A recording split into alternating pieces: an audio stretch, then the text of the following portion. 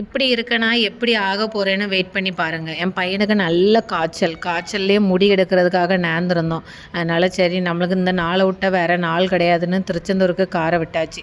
நாங்க காலையிலேயே கிளம்பி எடுத்து திருச்செந்தூர் போயாச்சு. இது என் பையனுக்கு 2வது மொட்டை. ஆனா மொட்டையில நல்ல அழுதான். 2வது மொட்டையில அழவே இல்ல. ஏன்னு பார்த்தா பக்கத்துல ஒரு பிள்ளை இருந்திருக்கு. அந்த பிள்ளைக்கு முடி எடுக்கிறத அழுறத பார்த்து பார்த்து இந்த பையன் அழாம இருந்திருக்கான். அதுவே எங்க சைடு பார்த்து திரும்பினதோட அந்த பிள்ளைய காமிக்கலன்னு ஒரே அழுக.